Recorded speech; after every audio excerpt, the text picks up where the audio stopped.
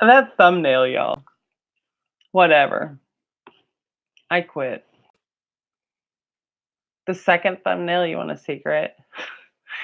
The second thumbnail is me aiming to show off the fact that I fixed the background, and it looks like I'm avoiding a comet bombing or something. Like, I don't know.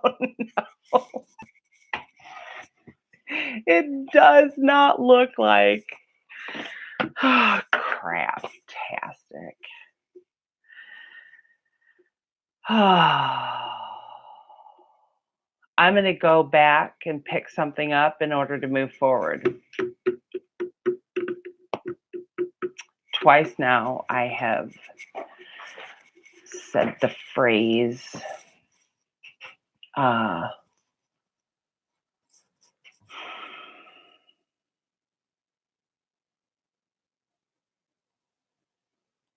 when I think about responsibility,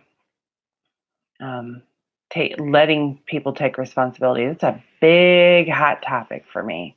And it's been very evident in my life in the past couple of years, especially with children. We don't let them take responsibility for themselves. We think the punishment is too harsh. We think the consequences are too tough. Like, we don't allow kids to take responsibility. If they play a sport, you'll hear adults be like, well, I just created this award just so that so and so would have something. Man, let them take responsibility for the effort they put forth. Did they laser focus and make a commitment to learning this thing? The amount of commitment that they put in to doing the thing is equal to what they receive from it. Let them take responsibility for that. So that evolved into this making commitments through various different things that I learned and saw and was taught. And so now we're at making commitments to the detriment of everyone. So let's unpackage that right there. To the detriment of everyone, meaning you're going to do what you want even if it hurts someone close to you. Commit to a thing to the detriment of everyone else. So you're committing to doing something to your own growth. You're going to laser focus on this thing, whether it's building computers, whether it's creating the first smartphone, whether it's planting a garden, whether it's working an assembly line. I don't care what it is, whether it's your diet, committing to this one thing to the detriment of everyone in the universe for the benefit of everyone in the universe, because you know that by committing to this one thing, who you're going to become is a better person. Like, that moving past this fear is the biggest thing that you could do for everyone. Like, if you laser focus on doing massages so well, you'll end up teaching people to do massages. And if you keep getting better at it every day. Okay, so here's the thought. I want to go back to the detriment of everyone else. Why are you assuming how that's going to affect them? By saying to the detriment of everyone in the universe, you're picking up their responsibility. You're taking responsibility for how they feel to their detriment.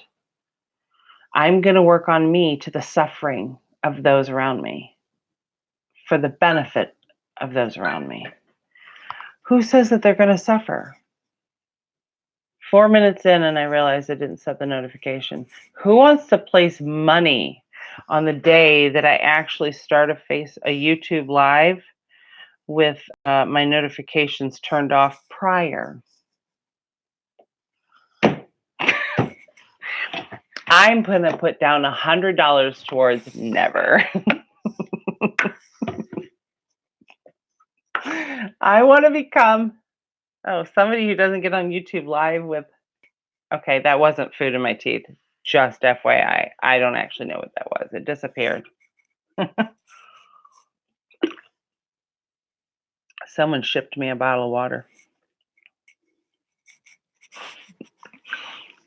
That's a lie. I stuck that stamp on the bottle.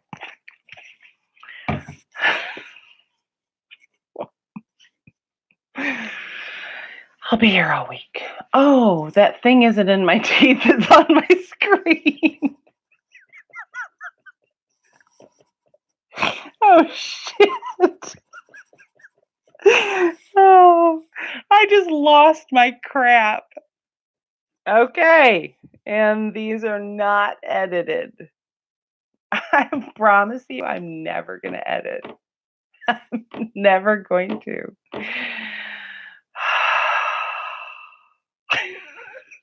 Crap. So I just had this phone call.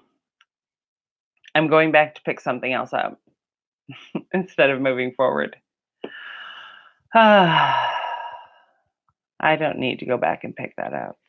I learned today that I need to continue working on holding space when I feel like I have it mastered. And I do it again and I laser focus on exactly what went on. And I'm in that moment. I realized that I was trying to make her the greatest version of me that she could be so that I could grow. Even in my practice, I realize that I'm still doing it. And I love that. I love that that showed up.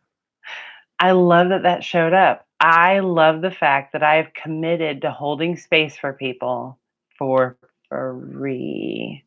Goose egg. For free.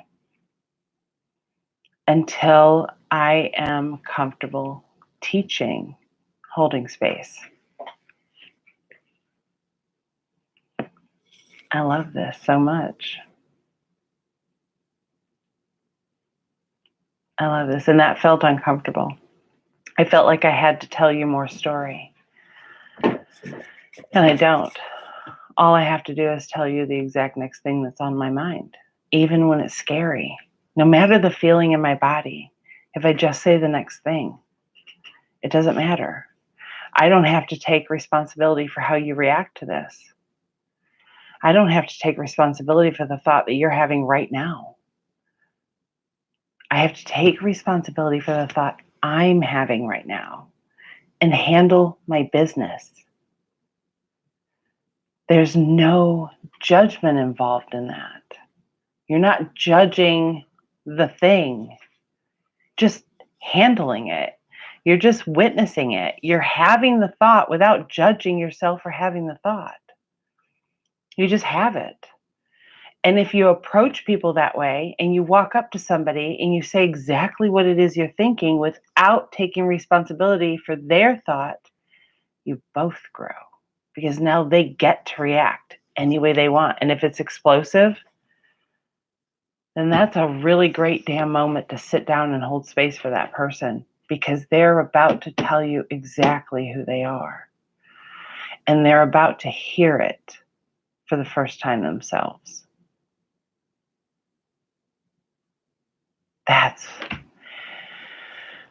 That made my heart just feel so wide open. Like, I want to hear. I also want to grow. And I want to be the person that doesn't need you to be my version of you. That's who I want to be. I want to be the person that doesn't need you to be my version of you. I want to be the person who can be around you and hold space for you no matter who you are. I want to have ridiculously uncomfortable conversations so bad that I could taste them and they taste like soap. I want to have crazy, uncomfortable conversations.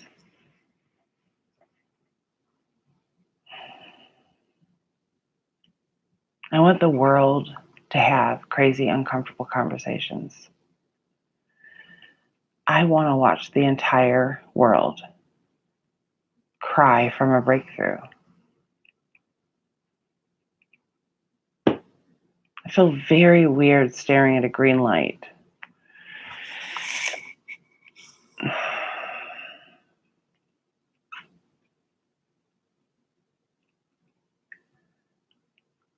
It feels very strange that the whole world is on the other side of this tiny circle. And at the same time, no one is on the other side of that tiny circle, figuratively and literally. No one's on the other side of that circle. And this feels safe.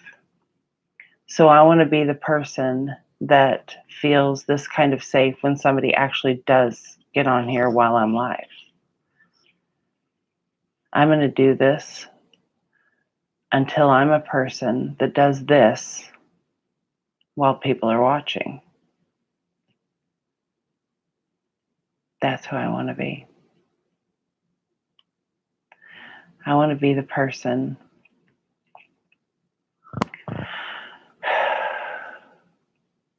I guess that means committing to a schedule so that you know when I'm on. Maybe it does, maybe it doesn't. Maybe I let you show up. Maybe I stop controlling.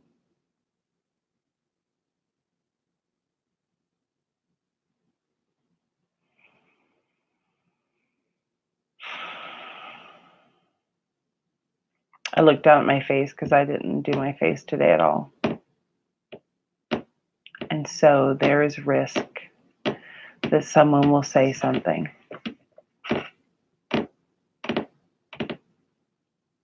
And I hope they do. Because then I'll get to hold space for you. And whether or not you hold space for yourself and you take a risk and you say the thing is your business. I don't think it takes a coward to say something ugly online.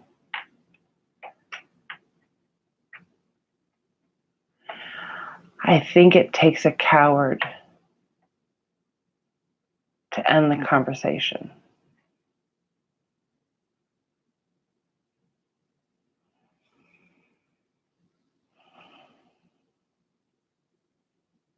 I know that that goes against everything that we're trying to do. Even Facebook is against that right now.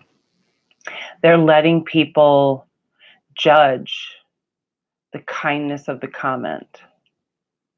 It's another form of numbing. It's another form of avoiding the uncomfortable conversation. Because when somebody says you're an idiot, you're a freak, or when they go deeper than that and they start cussing and saying things that are grotesque and cruel, plugging in.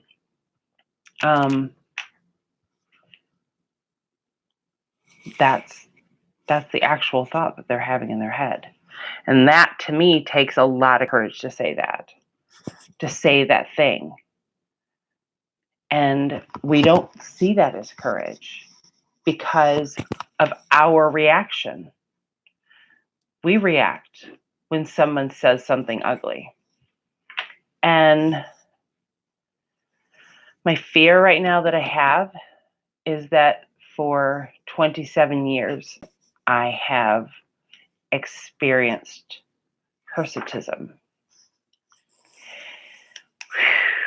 And I use the medical term because I don't think very many people know what that means. So I still don't have to show up. I still don't have to be vulnerable. I still don't have to tell the entire world that I have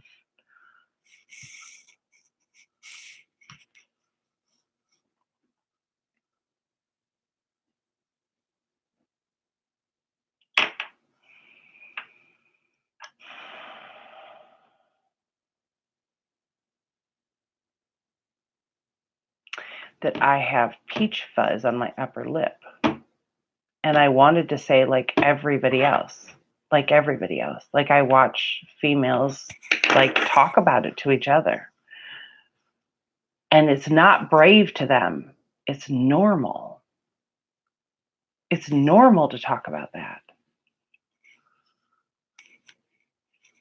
So I wasn't still looking at my face because I didn't put makeup on today. I was looking at my face to see if you could tell, if I didn't clean anything up, if I didn't remove the thing that I was shaming myself for. I don't edit these. So this is a super insanely uncomfortable conversation that I'm having with no one right now and potentially the whole effing world.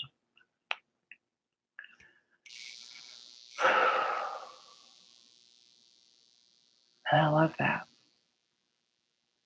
That's an uncomfortable conversation. I spent 27 years being ashamed of who I am, except instead of committing to who I am. And I am in awe of women that don't even think that that's brave, that that's their normal. And there's no reason for them to think anything else. That's what I want to be. I want to be the kind of girl that isn't ashamed about something that's actually normal. Oh, fuck.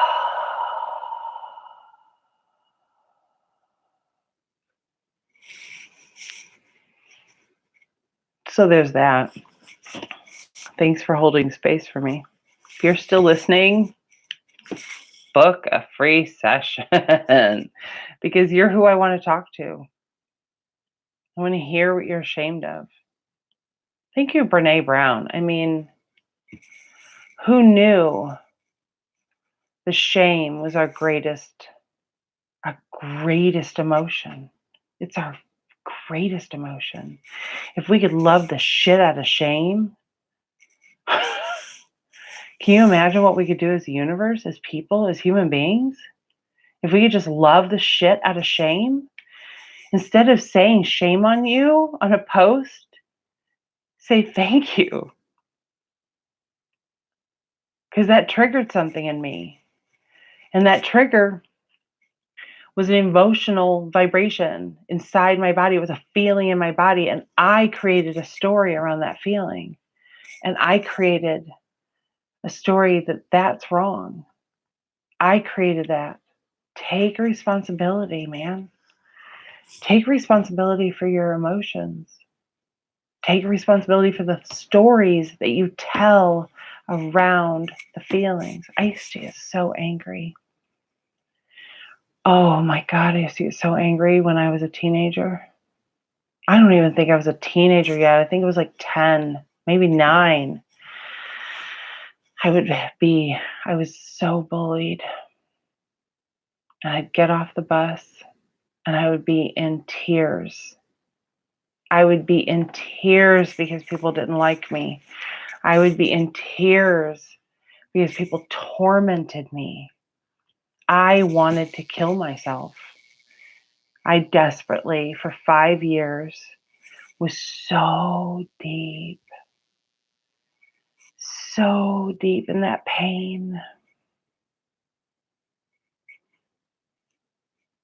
A beautiful pain that I wanted to die. And I would sit down at the kitchen table and my dad would get so mad. I was over 11. I think I was over 11. My dad would get so mad and he would pound his fist because I wouldn't tell him what was wrong.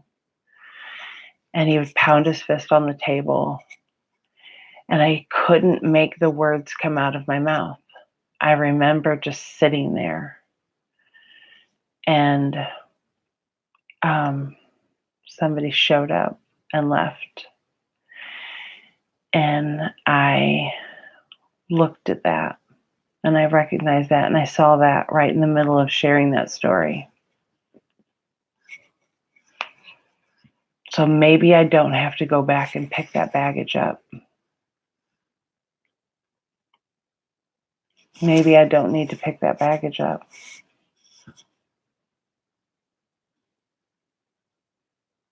Maybe I don't need to share that story to move forward. But I think your feelings are the most important thing in the world. And I said something really big on Twitter yesterday. If you don't follow me, I'm at the same Ann Burial on Twitter. That I think privilege is the ability to avoid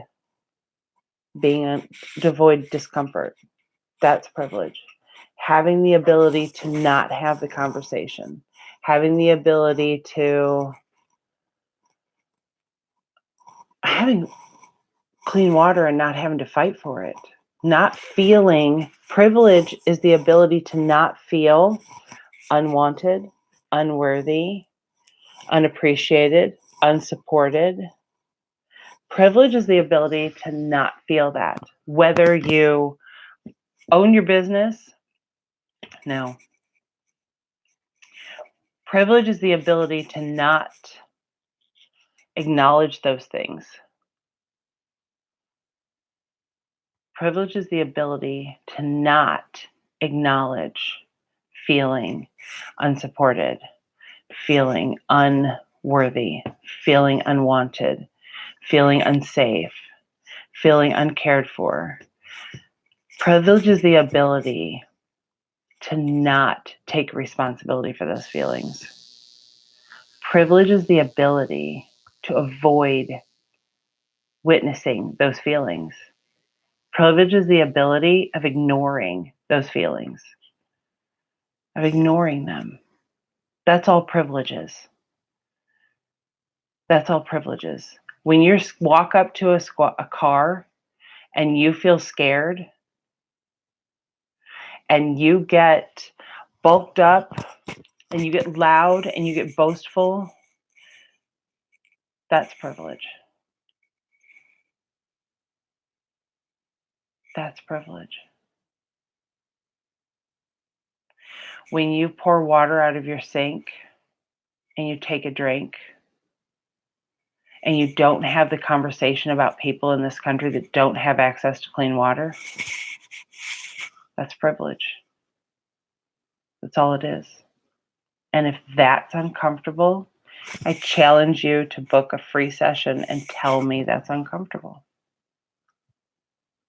I will not try to make you the greatest version of me that you can be. That's what I won't do. I am going to practice holding space for people until I no longer need to make them the greatest version of me, no matter how uncomfortable that is. So if I have struck a chord, you can leave a comment.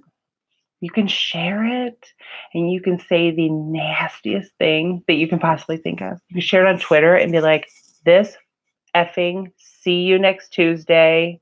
I just did that because if a kid watches this, they can really get shit from it. You know, I don't need to say the see you next Tuesday word.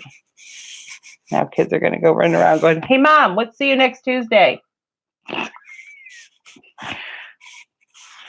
am really smart.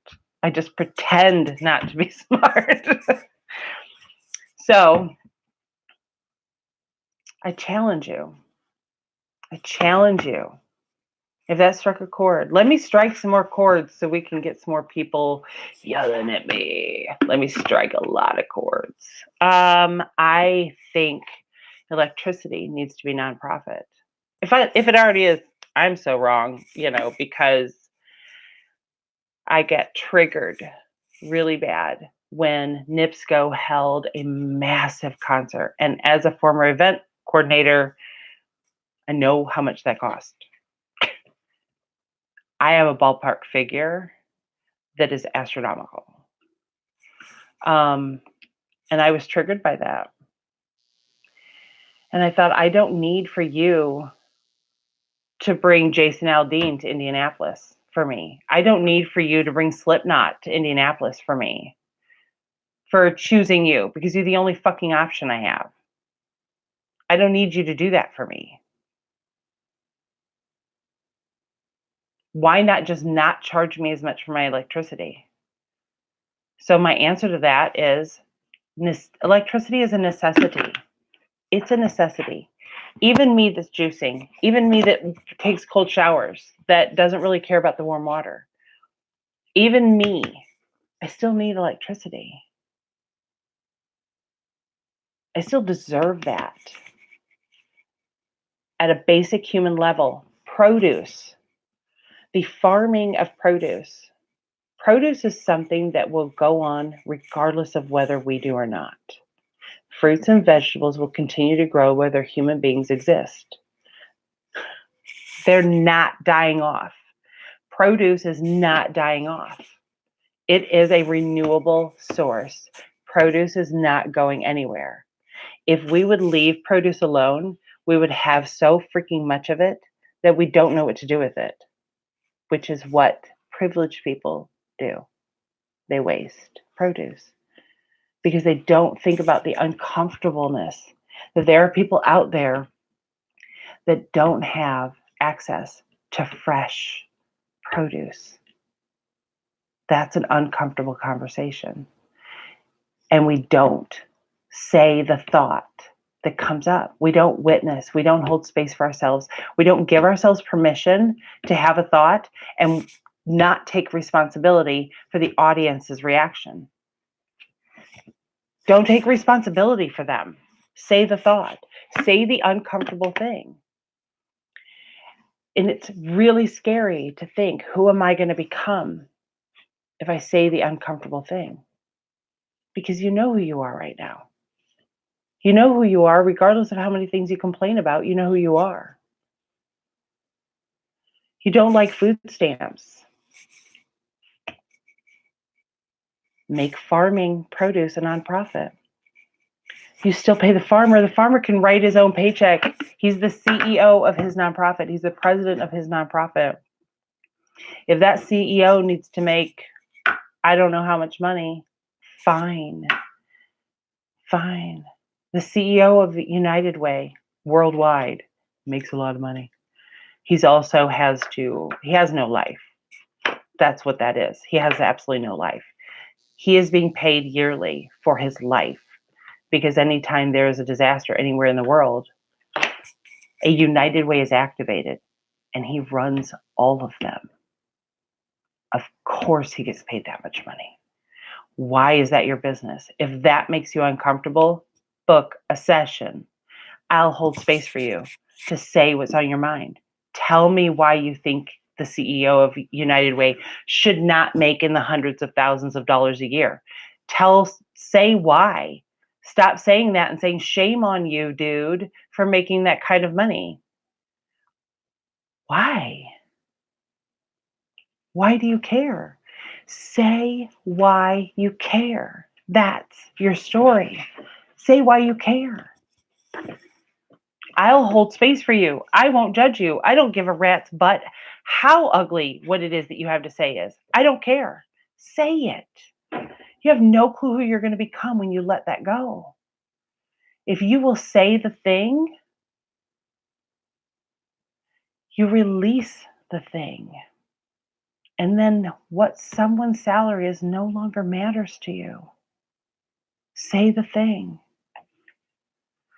I don't like the simple fact that you pay for. I think Ole Miss is more about sports than it is education.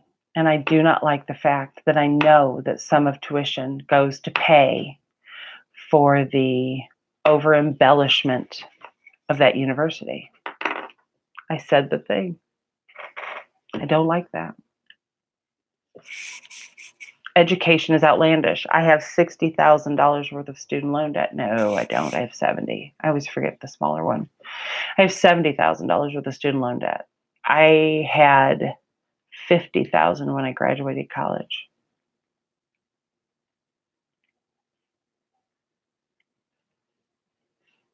That's the thing.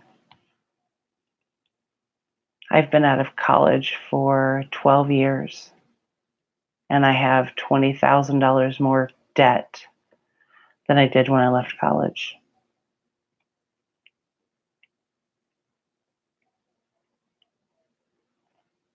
And I feel like an idiot.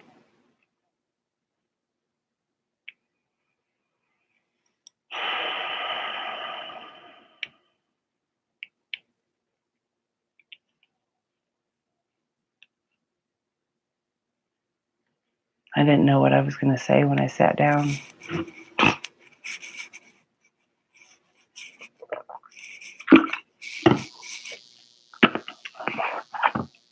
It's kind of funny because my husband wants to be a grad assistant at Ole Miss. That's where he graduated.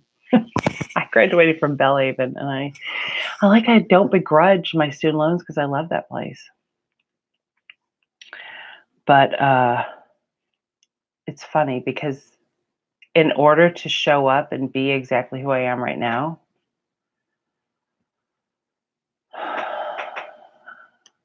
I deleted 1,800 people off my Facebook because I was afraid of showing up like I am right now.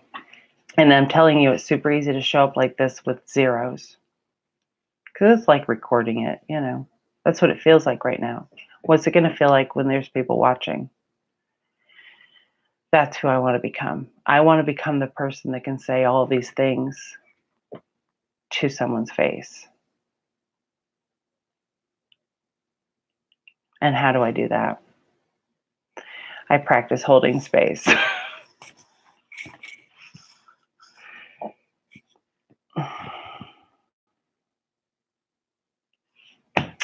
All right. I have a commitment. So I'm hanging up. Subscribe.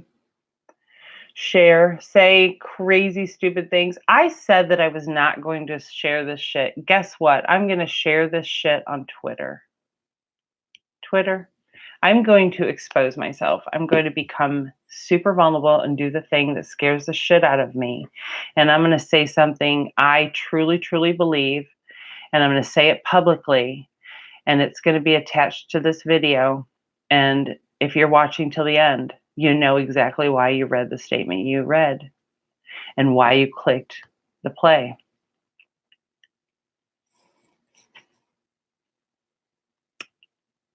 Because I want to be uncomfortable. I want to make myself so uncomfortable. I want to make the world uncomfortable. I think that's the answer to world peace. I want to make the whole world uncomfortable.